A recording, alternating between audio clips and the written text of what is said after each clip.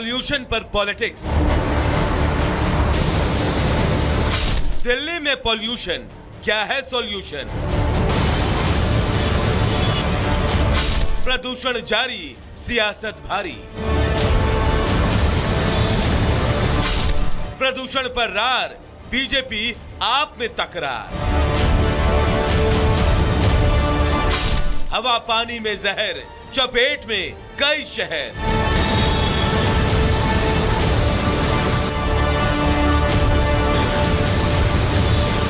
जी हां, दिल्ली की हवा और पानी में बढ़ता प्रदूषण अब जानलेवा होता जा रहा है। दिल्ली की हवाएं जहरीली हो रही हैं, तो पानी में भी पॉल्यूशन कम नहीं है।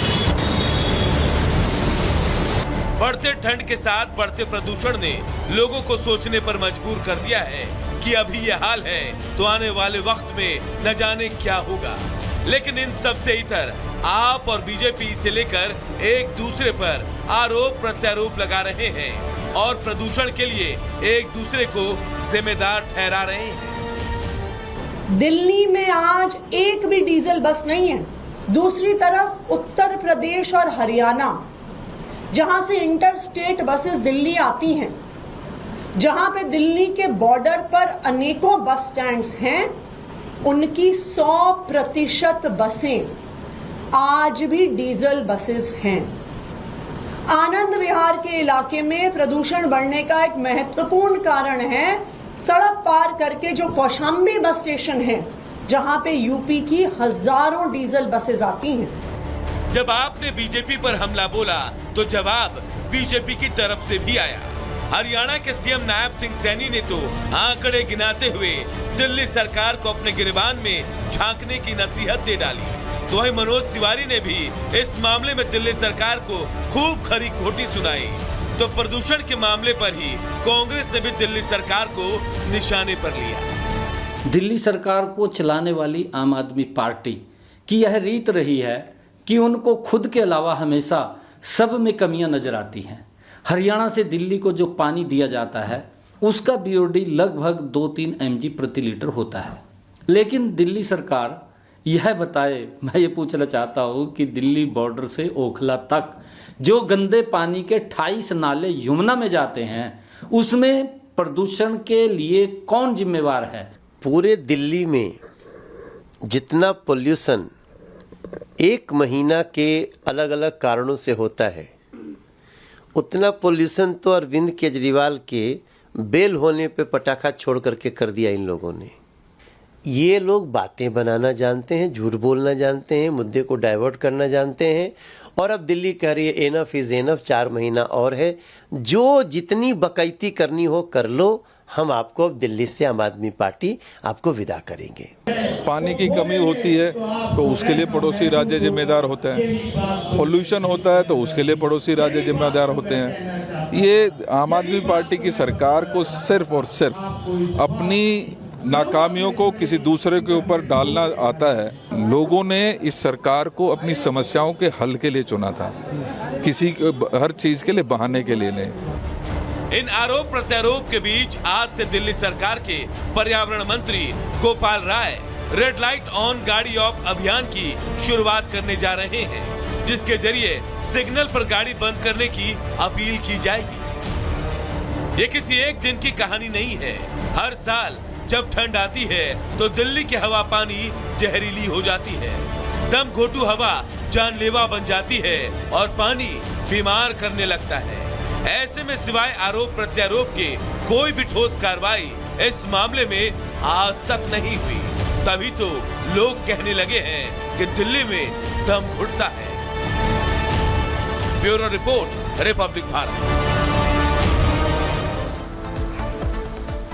चलिए आगे बढ़ते हैं और अब बात कर लेते हैं ब्लैक बग का तूफान, माफी मांगेंगे सलमान। ये सवाल बना हुआ है क्योंकि काले हिरण के शिकार का मामला अब सलमान खान के लिए जिंदगी और मौत का मामला बन गया है। तथाकथित रूप में गैंगस्टर लॉरेंस बिश्नोई की धमकी के बाद सलमान खान की जिंदगी का चैन और सुकून सब कुछ छिन गया है।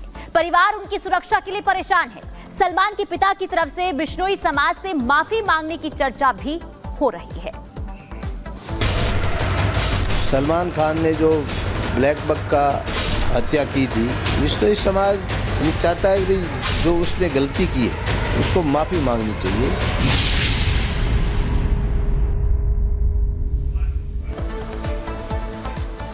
तो देखिए, सलमान खान के पिता सलीम खान के बयान पर बिश्नोई समाज ने नाराजगी जताई है। बिश्नोई महासभा के अध्यक्ष देवेंद्र बिश्नोई ने यह कहा है कि सलीम खान झूठ बोल रहे हैं और अपने बेटे को बचाने की कोशिश कर रहे हैं। सलमान खुद आकर माफी मांगे, यानी कि बार बार बिश्नोई समाज से माफी की मांग की जा रही है। ऐसे में सवाल ये कि क्या सलमान खान माफी मांगेंगे? मेरे साथ में बिश्नोई समाज के जो राष्ट्रीय अध्यक्ष हैं देवेंद्र जी, वो मौजूद हैं। देवेंद्र जी, सलमान खान के पिता हैं, वो कह रहे हैं कि सलमान माफी नहीं मांगेगा, क्योंकि उससे मैंने पूछा तो उसने मना किया कि इसने कोई गलती नहीं की और ना ही उसने किसी जानवर को मारा है, वो जानवरों से प्रेम करने वाला व्यक्ति है। वो बिल्कुल झूठ बोल रहा है। आपको पता है जोधपुर के पास काकाणी, जो मेरे ही गांव के पास गांव है, वहाँ पे उसने चश्मदीद गवाह थे, हिरण मिला है और वो जिससे मारा वो हथियार बरामद हुआ है। पुलिस और वन विभाग ने मुकदमा दर्ज किया है। 3 दिन वो जेल में रहा है। कोर्ट में उसने ट्रायल चला है, कोर्ट ने सज़ा सुनाई है, वो उसको सज़ा मिली है और वो कहता है कि झूठी है। और वो कीड़ा मकोड़ा क्या, वो तो है भी तो मांसाहारी है। तो उसकी भी एक नंबर का झूठे आदमी है। तो मतलब एक पिता जो है अपने बेटे के पक्ष में खड़ा हुआ है, ये गलत है। हाँ। उसको अपने ईमान धर्म पे रहना चाहिए, न कि बेटे के झूठा पक्ष लेना चाहिए। लेकिन सलमान की एक महिला मित्र हैं जो पूर्व में उनकी साथी रही और उन्होंने सोमी अली, जो उन्होंने कहा कि मैं देवेंद्र बिश्नोई जी से बात करने की, कांटेक्ट करने की कोशिश कर रही हूँ, तो आपके पास कोई कॉल आया? नहीं, मेरे पास कोई कॉल नहीं है। उन्होंने अपने एक बयान में इस तरीके की बातें भी रखी कि वो बिहाफ ऑफ सलमान पूरी गिल्टी फील करेंगी, वो मंदिर आना चाहती हैं, मुकाम धाम आना चाहती हैं और जो भी चीज़ें हुई हैं उसके लिए वो माफ़ी मांगना चाहती हैं। लेकिन इस तरीके की कोई चीज़ आपके समकक्ष या कोई बातें आपके पास आई? No behalf of Salman Khan. हाँ। खुद को आना पड़ेगा। हाँ। यहाँ पे बिहाफ तो कोई चलता ही नहीं है। हाँ। यहाँ पे जो गुनाह करता है वही माफ़ी मांगता है, जो दोषी है वही माफ़ी मांगता है। बिहाफ पे कोई हमारी डिक्शनरी में है ही नहीं।